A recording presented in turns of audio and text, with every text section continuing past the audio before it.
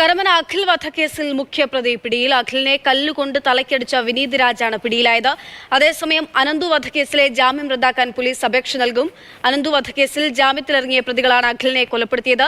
ഇതുവരെ ആകെ 6 പേരാണ് കേസിൽ കസ്റ്റഡിയിലായിരിക്കുന്നത്. അനന്തകൃഷ്ണൻ വിവരങ്ങൾ നൽകും. അനന്തൻ, ഇപ്പോൾ കേസിലെ മുഖ്യപ്രതി കൂടി പിടിയിലായിരിക്കുകയാണ്. ഇയാളെ എവിടെ നിന്നാണ് പോലീസ് പിടികൂടിയത്? വിനീത് രാജ്. ഈ വിനീത് രാജാണ് നമുക്ക് ദൃശ്യങ്ങളിൽ, ആ കൊലപാതകത്തിന്റെ ദൃശ്യങ്ങളിൽ ഈ രണ്ടുപേരെയും വ്യക്തമായി കാണാം. അതിൽ ഏറ്റവും കൂടുതൽ തവണ അഖിലിനെ കല്ലുകൊണ്ട് അടിക്കുന്ന അത്രയും ക്രൂരമായ കൊലപാതകം നടത്തിയ പ്രതിയാണ് ഇപ്പോൾ പിടിയിലായിട്ടുള്ള വിനീത് രാജ്. ഇയാളെ തിരുവനന്തപുരം ചെങ്കൽച്ചോളിൽ നിന്നാണ്, ഇയാൾ അവിടെ ഒളിവിൽ കഴിയുകയായിരുന്നു, അവിടെ നിന്നാണ് പോലീസ് ഇപ്പോൾ പിടികൂടിയിരിക്കുന്നത്. ഇനി ഈ കൊലപാതകത്തിൽ നേരിട്ട് പങ്കെടുത്ത സുമേഷ് എന്ന പ്രതിയെ കൂടി പിടികൂടാനുണ്ട്. മൊത്തം ഇപ്പോൾ ഈ കേസിൽ 6 പ്രതികളാണ് പിടിയിലായിട്ടുള്ളത്. ഈ സംഘം സഞ്ചരിച്ച കാർ ഓടിച്ചിരുന്ന അനീഷിനെയാണ് ഇന്നലെ വൈകുന്നേരത്തോടെ പിടികൂടിയത്. അതിനുശേഷം ഗൂഢാലോചനയിൽ പങ്കെടുത്ത 3 പേരെ പോലീസ് പിടികൂടിയിരുന്നു. ഹരിലാൽ, കിരൺ കൃഷ്ണ, കിരൺ. ഇതിൽ ഹരിലാലും കിരൺ കൃഷ്ണയും 2019 അനന്തു വധക്കേസിലെ പ്രതികൾ കൂടിയാണ്. കിരൺ പോലീസ് സ്റ്റേഷനിലെ റൗഡി ലിസ്റ്റിൽപ്പെട്ടയാളാണ്.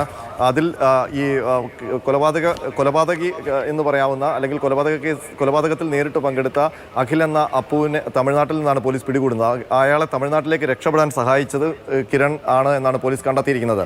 ഏതായാലും ഈ കേസിൽ ഏറ്റവും നിർണായകമായ അറസ്റ്റുകൾ നടന്നിരിക്കുന്നു. ഇനി കൊലപാതകത്തിൽ നേരിട്ട് പങ്കെടുത്ത സുമേഷിനെ കൂടിയാണ് പോലീസിന് പിടികൂടാനുള്ളത്. ഇയാൾക്ക് വേണ്ടി തിരച്ചിൽ ഊർജിതമായിട്ടുണ്ട്. ഇയാളുടെ ഒളിവ് സങ്കേതത്തെക്കുറിച്ച് പോലീസിന് വിവരങ്ങൾ ലഭിച്ചിട്ടുണ്ടെന്നാണ് നമുക്ക് ലഭിക്കുന്ന വിവരം. ഏതായാലും കരമനയിൽ മരുതൂർ കടവിൽ അഖിൽ എന്ന യുവാവിനെ അതിക്രൂരമായി കൊലപ്പെടുത്തിയ കേസിലെ പ്രധാന പ്രതികളിൽ 2 പേർ ഇപ്പോൾ പോലീസിന്റെ പിടിയിലായിരിക്കുന്നു. അക്ഷയ.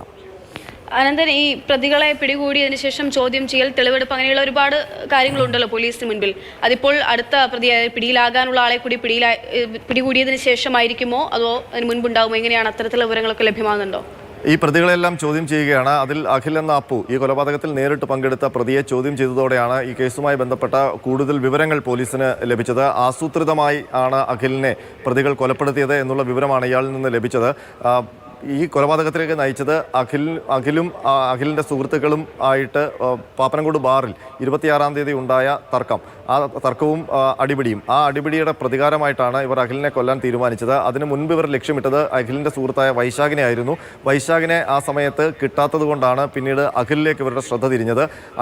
അഖിൽ വീട്ടിൽ തന്നെ ഉണ്ട് എന്നുള്ള വിവരത്തിന്റെ അടിസ്ഥാനത്തിൽ തന്നെയാണ് ഈ സംഘം അഖിലിനെ തേടി മരുതൂർ കടവിലേക്ക് എത്തുകയും. കേസിലെ പ്രധാന പ്രതി കൂടി ഇപ്പോൾ പിടിയിലായിരിക്കുകയാണ്. വിനീത് രാജാണ് ഒടുവിൽ പിടിയിലായത്. അനന്തകൃഷ്ണന് വിവരങ്ങൾ നൽകിയത്.